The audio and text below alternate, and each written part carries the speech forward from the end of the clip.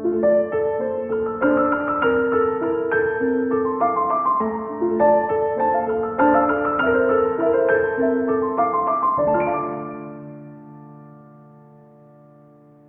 I met this guy on an app called Meet Me. His name was John. He recently finished with a tour of Afghanistan with the US Army. I first noticed his profile because of his blue eyes.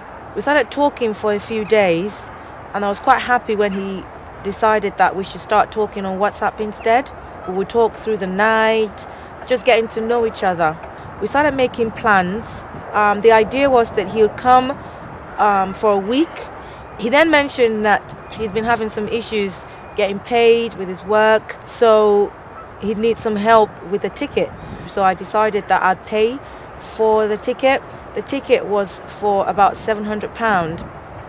On the day that he was due to arrive, his friend said to me that John had been in a car crash. I was quite worried. So the friend told me that it was in a car crash, and he's just been hospitalized, and that he needs some money for his hospital bills. At first I wasn't too sure, but then he said that John was in a bad shape.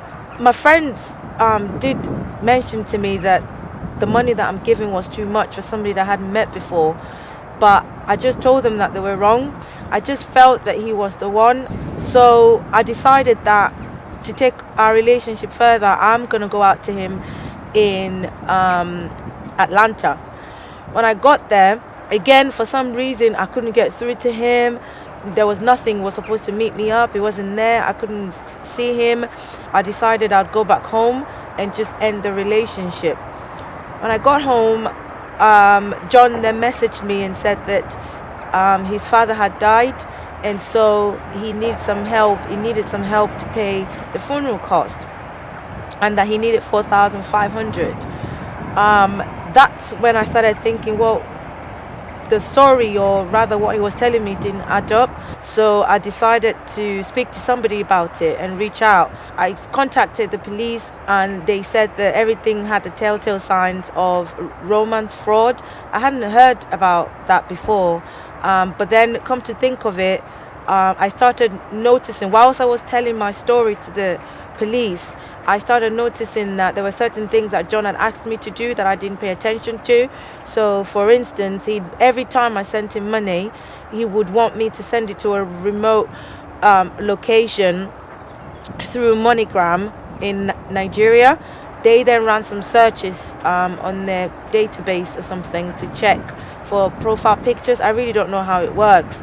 But in the end, they found that the picture was against so many profiles, thousands and thousands of profiles.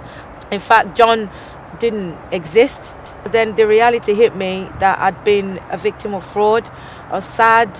I spent quite a lot of money. I just wanted to use this opportunity to tell people that things like this do exist, and to try as much as they can to look out for anything they feel is suspicious, or question certain things, or reach out for help.